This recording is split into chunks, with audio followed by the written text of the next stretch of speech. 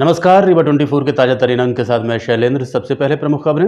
3 बच्चों का बाप 12 वर्षीय किशोरी को लेकर फरार। नाबालिग किशोरी ने बच्चे को दिया जन्म, पुलिस कर रही मामले की जांच।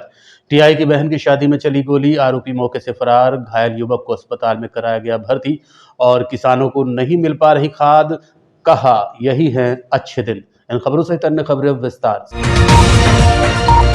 चौराठा थाना क्षेत्र में दुआरी में 3 बच्चों का बाप 12 वर्ष की किशोरी को लेकर फरार हो गया। घटना के 15 दिन बीत जाने के बाद भी पुलिस कोई कार्रवाई नहीं कर रही है। परिजन अब इधर उधर भटक रहे हैं। महिलाओं एवं बच्चियों के साथ निरंतर हो रही घटनाओं के बीच चौराठा थाना क्षेत्र में 12 वर्ष की किशोरी को 3 बच्चों का एक पिता लेकर फरार हो गया।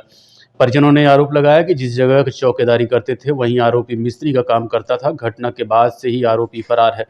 घटना 2 नवंबर की बताई जा रही थी, जब 12 वर्षीय किशोरी अचानक अपने घर से लापता हो गई। घटना की शिकायत तत्काल संबंधित थाने में दर्ज कराई गई, लेकिन बच्ची का कोई पता नहीं चला है।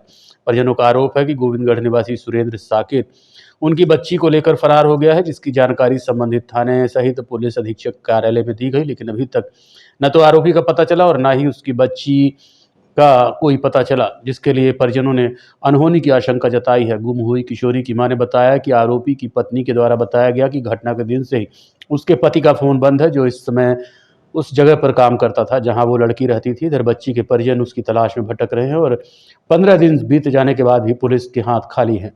कल्पना साकित नहीं है, स्कूल गई है, वहां से गायब हो गई है। और सूचना दिया हाँ चौराहा थाना में, बोले कि हम कार्रवाई नहीं करते हैं नहीं की। एक हफ्ता हम जाते थे, वो पता हो गए नहीं है। यहाँ थाना में सिविल लाइन थाना में दिए, बोले कि ठीक है हम कार्रवाई करते हैं।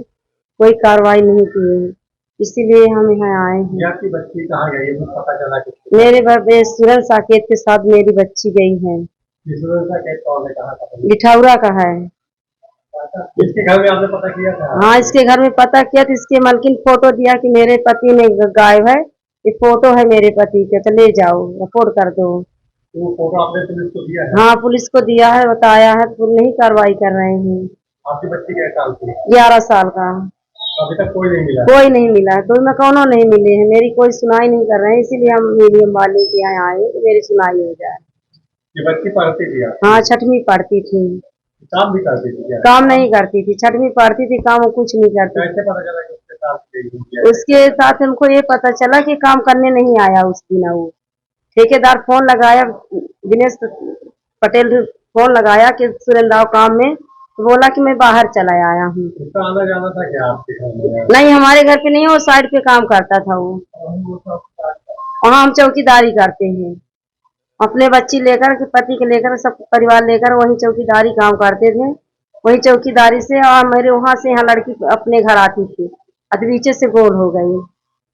2 तारीख का आए तो मेरी ज्योति साकेत बताई कि मम्मी ने ढूंढने निकले तो हमारी लड़की नहीं, पूरी रात ढूंढे। चौराहा थाना में गए तो बोले कि बिहाने रिपोर्ट करने आओ।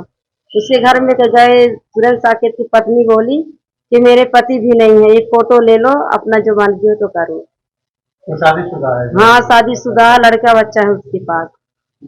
गुड़ थाना अंतर्गत रहने वाली नाबालिग किशोरी ने गांधी मेमोरियल अस्पताल में एक नवजात को जन्म दिया। हालांकि जन्म के कुछ देर बाद ही नवजात की मृत्यु हो गई। पुलिस संबंधित मामले की जांच कर रही है। मिली जानकारी के अनुसार पिछले कुछ दिनों पहले किशोरी को गांधी मेमोरियल अस्पताल के गायनिक वार्ड में भर्ती कराया गया था, जहां उसने एक नवजात शिशु को जन्म दिया, जिसकी तबीयत खराब थी। इलाज के बाद बच्चे की मौत हो गई। वहीं आधार कार्ड के अनुसार बच्ची अभी भी नाबालिग है, जिस पर परिजन चुप्पी साधे हुए हैं। परिजनों ने इस घटना के संबंध में कुछ भी कहने से इनकार कर दिया है कि बच्ची नाबालिग है या शादीशुदा या किसी दुर्घटना का शिकार हुई है।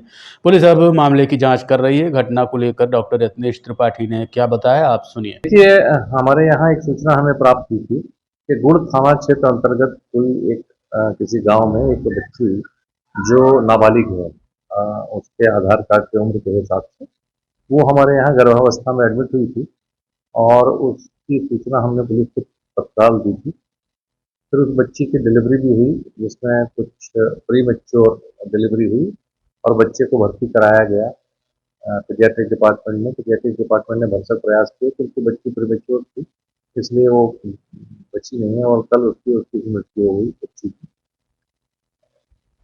बच्ची मतलब जो नवजात थी, तो उसके पोस्टमार्टम के संबंध में भी सूचना दी गई थी मर्ग के लिए। और पुलिस को ये अब डिस्चार्ज की स्थिति में है, मरीज की मरीज ठीक है हमारी, इसके बारे में भी सूचना दी गई है पुलिस को। आगे की कार्रवाई पुलिस को करनी है। रीवा शहर में एक बार फिर गोली चलने की घटना सामने आई है। मामला वैवाहिक कार्यक्रम के दौरान सामने आया, जहां एक टीआई के बहन की शादी थी। शादी में गोलीबारी को घटना को अंजाम दिया गया।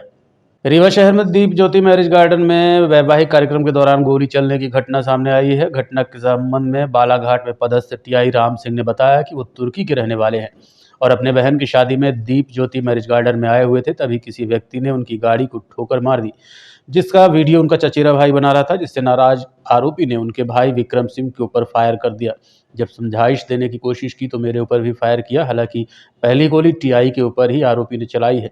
आरोपी अपना नाम दीपक सिंह बता रहा था, जो कि हरदुआ सतना का रहने वाला है, लेकिन पुलिस द्वारा प्राथमिक जांच के अनुसार आरोपी द्वारा बताया गया पता गलत है। इस संबंध में एसपी विवेक सिंह ने बताया कि आरोपी खुद दूल्हे का जीजा बता रहा है, लेकिन प्राथमिक में जांच के अनुसार ये जानकारी भी गलत है।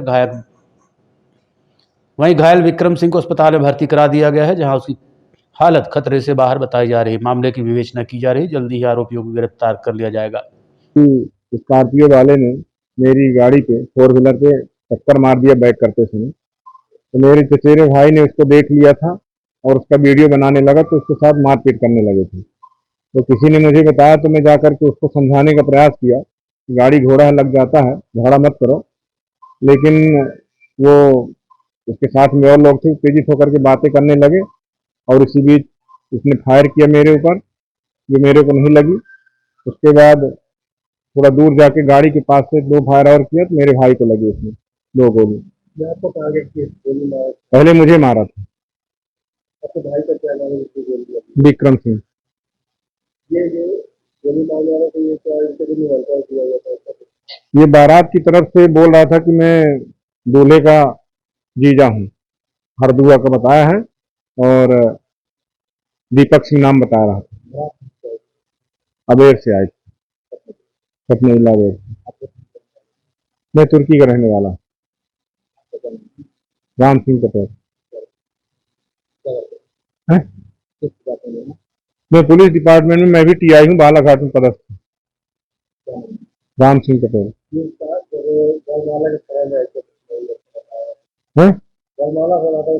हाँ, उस समय सर ये बीती रात्रि बारात के दौरान गोली चालन की घटना हुई, क्या पूरा? कल थाना चौराटा क्षेत्र में देर रात में एक शादी समारोह था दीप ज्योति मैरिज गार्डन में, और वहाँ पे गाड़ी बैक करने पे एक गाड़ी में ठोकर लगने की बात पे विवाद हुआ था। और जहाँ पे एक यही पुलिस विभाग में बालाघाट में पदस्थ टीआई राम सिंह, तो उसके संबंधी की विवाद संबंधी के यहाँ शादी थी और वहीं पे उसी गाड़ी में ठोकर लगी थी। तो ये जो ड्राइवर था जो गाड़ी बैक कर रहा था उसको समझाइश देने के लिए बोला, तो उसी बात पे विवाद बढ़ गया।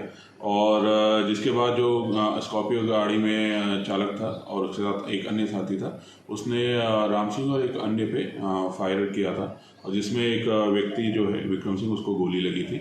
और उसको तत्काल ही पुलिस को जैसे जानकारी लगी, तत्काल पुलिस ने हॉस्पिटल वगैरह भर्ती उसमें हुआ है और अभी खतरे से बाहर है।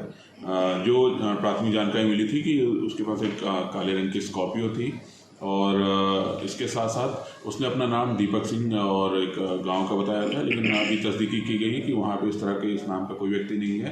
तो अभी हम पूरी तरह से इसमें जो है साक्ष्यों के आधार पर इसमें पता रसी कर रहे हैं कि कौन है और कहाँ का है। अभी प्राथमिक जानकारी जो हमने अभी जुटाया है उसके आधार पे ये पूरा सतना साइड का कोई ना कोई जो लड़के थे सतना साइड के थे, वहाँ से मूवमेंट हुआ था और वापस भी उधर गए थे। सर ये कितनी राउंड गोली चली और अवैध हथियार था कि वैध था, क्या कुछ? जो अभी तक है कि 3 राउंड गोलियां चली हैं, एक 2 लगी थी और एक शायद हवाई फायर था। और जो अभी तक हमको जानकारी या समझ में आ रहा है उसके आधार पर पता चला कि ये अवैध हथियार था उसमें। तो जिसने गोली चलाई बारात तरफ से आया था कि गलत तरफ से? जी, जो आरोपी सर वो बारात साइड से अपने आप को बताया है, लेकिन जैसे उसकी प्राथमिक जानकारी भी गलत निकली है। अभी तक जो हम तस्दीकी नहीं हो पाई कि उसने अपना नाम भी जो बताया था और गांव बताया था वो भी अभी तस्दीकी नहीं हुई, तो इसलिए उस पर भी हम पूरी तरह से स्पष्ट नहीं बता सकते कि वो कहाँ से, लेकिन उसने अपने आप को बारात तरफ से आना बताया। तेज रफ्तार बाइक की आमने सामने भिड़ंत में 3 लोग घायल हो गए, जिनमें से एक की हालत गंभीर बताई जा रही है। घटना रायपुर करचुलियान थाना क्षेत्र के अंतर्गत हुई है। रीवा जिले के रायपुर करचुलियान थाना क्षेत्र में बड़े सड़क हादसे में 3 युवक गंभीर रूप से घायल हो गए। हाईवे में फर्राटे मार रही 2 बाइकों की आमने सामने भिड़ंत के कारण एक युवक की हालत गंभीर बनी हुई है। सभी घायलों को उपचार के लिए रीवा के संजय गांधी अस्पताल में भर्ती करा दिया गया है। बताया जा रहा है कि रायपुर करचुलियान के रहने वाले हेमू सिंह करचुली अपने रिश्तेदार अंशवेद करचुली के साथ रीवा की ओर आ रहा था, तभी विपरीत दिशा से आ रही बाइक आमने सामने टकरा गई। घटना में समान थाना क्षेत्र में रहने वाले कुलदीप मिश्रा को गंभीर चोटें आई हैं। बताया जा रहा है कि कुलदीप मिश्रा अकेले दूसरी बाइक में सवार था। दोपहर तकरीबन 1 बजे हुई इस घटना में हेमू सिंह को गंभीर चोटें आई हैं। फिलहाल सभी घायलों को उपचार के लिए भर्ती कराया गया है। में से एक रॉन्ग साइड से और एक सीधी साइड से जा रहा था। एक में 2 लोग थे और एक में एक, तो तीनों व्यक्ति घायल हुए हैं। एक ज़्यादा गंभीर अवस्था में है जिसको सर में चोट लगी है। क्या नाम है उसका नाम है हेमू सिंह करचुली, 18 साल का लड़का है। किस निवासी पता चला कहाँ? रायपुर करचुलियान थाना रायपुर का है। और जो दूसरा पक्ष है उसका क्या? दूसरा है वो कुलदीप मिश्रा नाम है उसका, पिता सन ऑफ राकेश मिश्रा, समान नाका समान थाना। ये लोग कुछ पता चला कहाँ जा रहे थे, कुछ पता है? अभी ये जानकारी हम लोगों को नहीं हुई। हम लोगों को जैसे इवेंट मिला हम लोग वहाँ से गुजर रहे थे। कितने लोग घायल हुए इसमें? 3 लोग। तीसरे क्या नाम है? तीसरा है अंशवेद सिंह करचुली। गंभीर कौन है? गंभीर है हेमू सिंह करचुली। ठीक है। अच्छा, ये दोनों करचुली जो है हेमू सिंह और अंशवेद एक साथ थे क्या? हाँ, ये दोनों एक बाइक में थे और ये कुलदीप मिश्रा दूसरी बाइक आमने सामने से। आपका नाम? मैं EFT पंकज कुमार वर्मा और हमारे साथी जो ड्राइवर हैं विनय कुमार विश्वकर्मा, हम लोगों के द्वारा यहाँ संजय गांधी में भर्ती करवाया गया। परिजन आ गए होंगे? हाँ, कुछ ये अंशवेद और हेमू सिंह करचुली के कुछ परिजन आ गए हैं, बाकी कुलदीप मिश्रा के अभी नहीं आए। घटना कहाँ की बताएंगे? ये कोस्टा जो टंकी उसका पेट्रोल पंप का क्या नाम है? रीवा के करहिया मंडी में खाद वितरण को लेकर हो रही लापरवाही को लेकर किसानों ने विरोध जताया है। किसानों ने बताया कि बुआई के समय खाद न मिलने से उनका काफी नुकसान हो रहा है। इन दिनों बोर्डिंग का समय चल रहा है, ऐसे में किसानों को खाद की आवश्यकता होती है, लेकिन रीवा की करहिया मंडी में किसानों को खाद नहीं मिल पा रही है। किसानों ने बताया कि कई दिनों से चक्कर लगा रहे हैं, लेकिन DAP की उपलब्धता नहीं है। वहीं बाजार में 1800 से ऊपर रेट चल रहा है, ऐसे में महंगी खाद खरीदना उनके वश में नहीं है। कुछ किसानों ने बताया कि आधार कार्ड और अन्य कागज तो जमा करा लिए गए, लेकिन खाद नहीं दी जा रही है। इस संबंध में कलेक्टर रीवा ने बताया कि खाद की उपलब्धता सुनिश्चित की जा रही है।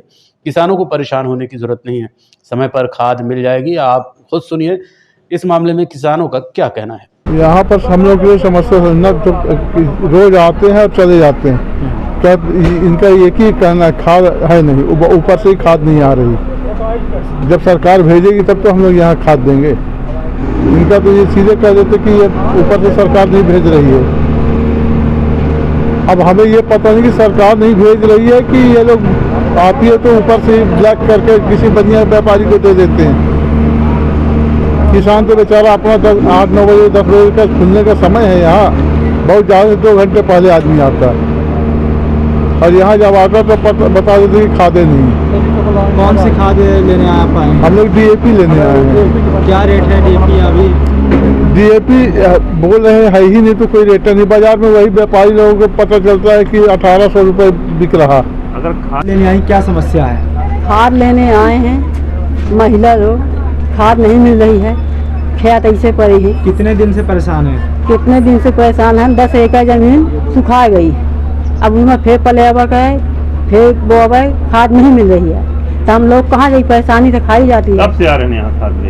खाद ले 3-4 दिन लगा, 3-4 दिन लगातार है। क्या बोला जाता है यहाँ खाद लेने आती है? यहाँ वे खाद बोलते हैं, खाद को आधार कार्ड लगा दिया, काफी लगा दिया, तब नहीं मिल रही है। गाछ में 2 बोरी लो, 3 बोरी लो, लाइनों लो। जब 10 एकड़ जमीन खाद लेने आए हैं, क्या कुछ समस्या है बताइए। हमारे को समस्या यह है कि यहाँ पर सबसे बड़ी सोसाइटी है और यहाँ पर DAP 1846 नहीं आ रही और बीड़ा और सिमरिया में DAP खुला मिल रही है, वो 1685 रुपये के दे रहे हैं। ऐसा क्यों हो रहा है? ऐसा नहीं होना चाहिए। यहाँ पर सबसे बड़ी सोसाइटी है रीवा की, तो इसमें DAP आना चाहिए पहले। और परेशान है आप? अरे हम यहाँ 3 महीने से परेशान हैं और खाद नहीं मिल रही है और खेत पड़े हुए हैं बोने के लिए। क्या करेंगे अगर नहीं मिल पाएगी तो क्या करेंगे? अब नहीं मिल पाएगी तो ये हमारी रिपोर्ट आगे तक बढ़ाई जाए ताकि यहाँ पर आए, रैक लगे 1846, हम सभी किसानों को मिले उससे अच्छी बात करें हैं। खाद वितरण को लेकर के चूँकि रीवा पूरे संभाग में ही अधिकतर ये स्थिति है कि अपने यहाँ जो बुआई है वो थोड़ी लेट चलती है, तो खाद को लेकर के अपनी जो अभी रैक डीएपी की एक परसों ही आई है, उसमें से कुछ डिस्ट्रीब्यूशन समितियों में गया है और कुछ मार्कफेड के अपने जो काउंटर्स हैं उनके माध्यम से खाद उपलब्ध कराई जा रही है। एक समिति उमरी की अभी हम लोगों को सूचना मिली है कि वहाँ थोड़ी कमी है, तो उसको भी हम लोग पूर्ति करा रहे हैं। इसके अलावा एक और डीएपी की ही रैक अपने यहाँ 21 तारीख को और लग रही है, जिससे कि रीवा की जो खाद आपूर्ति की डिमांड है उस रैक के साथ में और जो स्मूथ वितरण है वो और आसानी से उपलब्ध हो सकेगा। खाद को लेकर के भी किसानों को बहुत परेशान कोई ना हो, और लगातार एक के बाद एक रैक प्लांट है, तो 2-3 दिन का बस गैप जा रहा है। इसके साथ ही आप बहुत आसानी से सभी को खाद अपनी समितियों के माध्यम से और मार्कफेड के जो काउंटर्स हैं उनके माध्यम से उपलब्ध रहेगी। क्योंकि खाद की डिमांड और इस समय बोनी के सीज़न में इस तरीके के जो शिकायतें आती हैं उनको लेकर के भी, और जो हम लोगों के खुद के इनपुट हैं इसको लेकर के भी कार्रवाइयाँ जारी हैं। अभी वर्तमान में भी एक कार्रवाई एसडीएम हुजूर के द्वारा लोकल खाद विक्रेता पर की गई है। उनकी जो काउंटिंग और बाकी सभी चीज़ों के वेरिफिकेशन प्रोसेस में हैं, तो जो भी कोई व्यक्ति नकली खाद या नकली बीज इस तरीके के कोई भी व्यापार में है और किसानों को परेशान करने का कार्य कर रहे हैं, उनके खिलाफ हम लोग कड़ी कार्रवाई करेंगे। रीवा नगर निगम में आज एक बार फिर हंगामा हुआ। वहीं पिछले दिनों भाजपा पार्षदों के उपस्थित न होने के संबंध में भाजपा की ओर से सफाई भी दी गई। रीवा नगर निगम में जब भी बैठक होती है तो विवाद होना सुनिश्चित रहता है। ऐसा लगता है कि पार्षद विकास कार्यों पर चर्चा करने नहीं बल्कि सिर्फ विवाद करने यहाँ आते हैं। इसमें दोनों ही पक्ष के पार्षद शामिल रहते हैं। निर्दलीय पार्षद नम्रता सिंह ने आज एक बार फिर हंगामा किया। वहीं पिछले दिनों भारतीय जनता पार्टी के पार्षदों की उपस्थिति को लेकर कांग्रेस ने मामला उठाया था, जिसे भाजपा की ओर से सफाई आई है और बताया गया है कि अपने निजी कार्यक्रम की वजह से भाजपा प्रत्याशी बैठक में शामिल नहीं हुए थे, लेकिन कांग्रेस ही जानबूझकर इसे मुद्दा बना रहे हैं।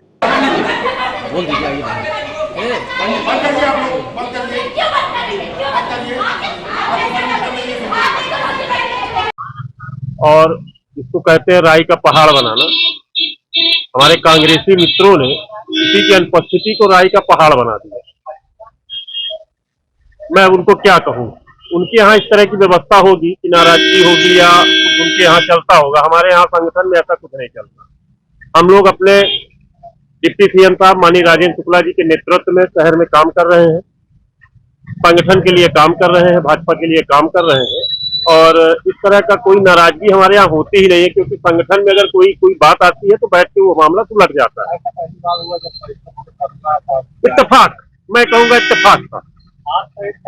मेरे यहाँ मैंने बताया ना कार्यक्रम था, तो 2-3 लोग मेरे साथ भी थे उस दिन, क्योंकि मेरे यहाँ कार्यक्रम था तो मेरे सहयोग के रूप में थे। मैंने बोला भी कि जाओ बैठक करके आ जाओ, बोले मैं जाता हूँ और उसके बाद में समय नहीं लगता। नहीं, ये कल हम लोगों का गेट टुगेदर था। हम लोग कल एक कार्यक्रम से लौटे थे बैठक करके। माननीय में हम लोगों की ये जो आपके वार्ड नंबर 10 में चुनाव है उसको लेकर संगठन की बैठक हुई थी, तो हम लोग भाजपा कार्यालय से लौटे थे, और क्योंकि दोपहर को भोजन नहीं किया था किसी पार्षद ने, काफी आगे जाके हम लोगों ने डोसा खाया था। नहीं, वही नहीं थे, बहुत सारे लोग थे।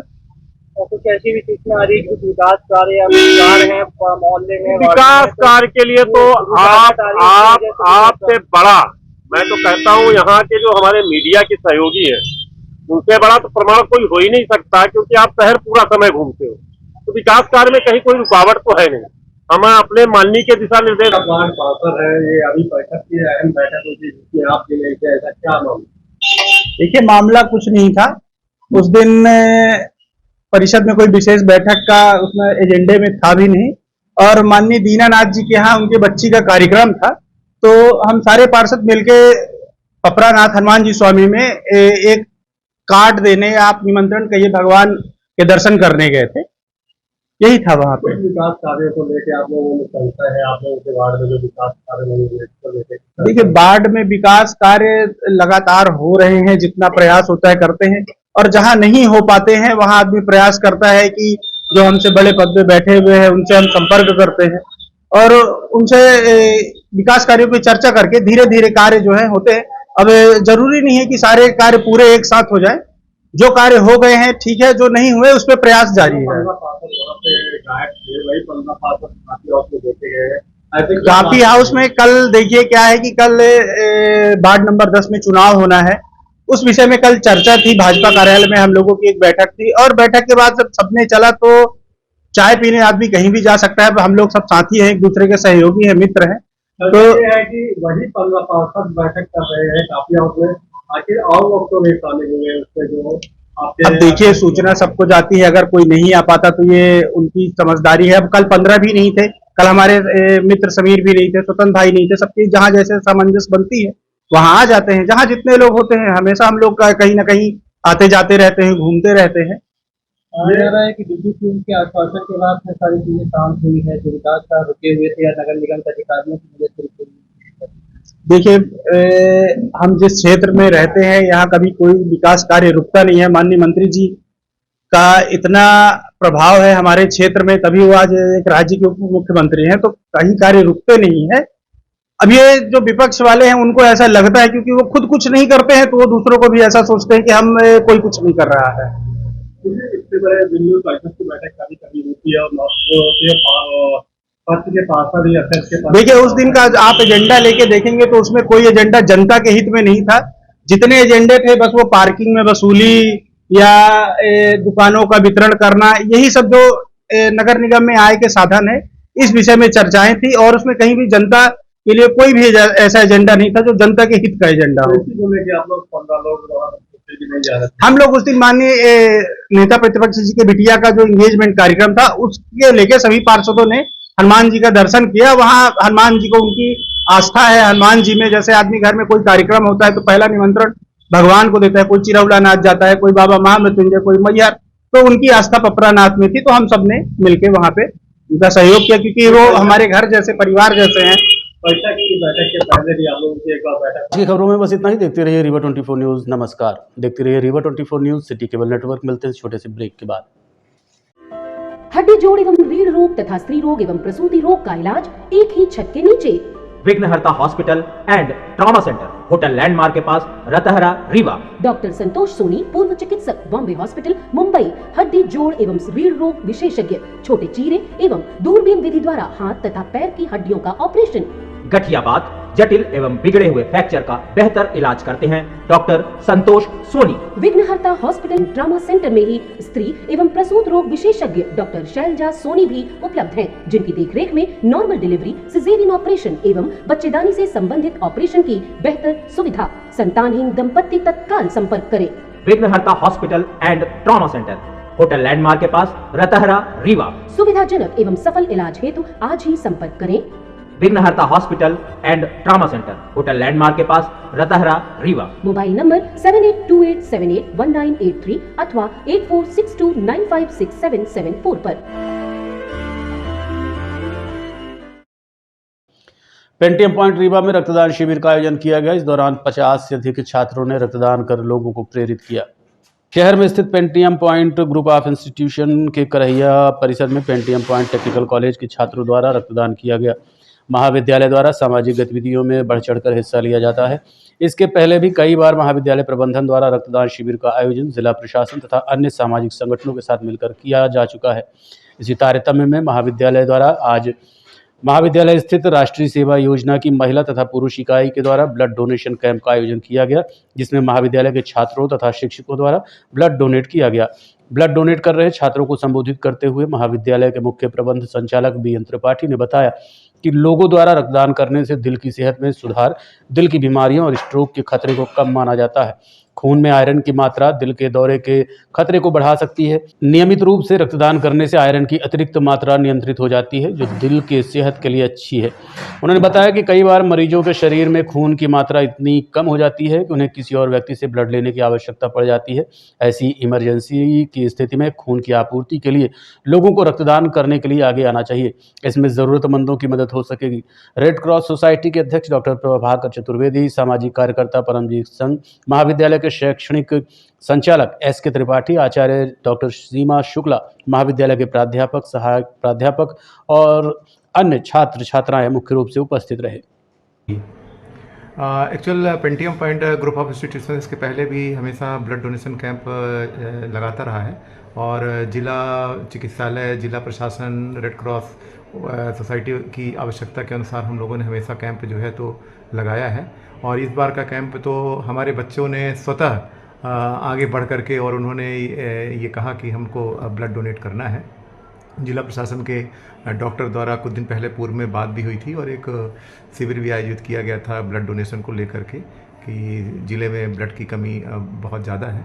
तो उसी तारतम्य में जो है तो हमारे छात्रों द्वारा जो है तो ब्लड डोनेशन का कैंप चलाया गया। इसमें छात्राएं भी यहाँ पर ब्लड डोनेट छात्रों से ज़्यादा संख्या में उपस्थित हैं और छात्र लगभग यहाँ पर अभी जो है तो 15-20 छात्र ब्लड डोनेट अभी तक कर चुके हैं और इतने और इससे थोड़ा ज़्यादा छात्र अभी भी लाइन पे हैं, चूँकि एक निश्चित क्षमता है हमारे ब्लड बैंक की।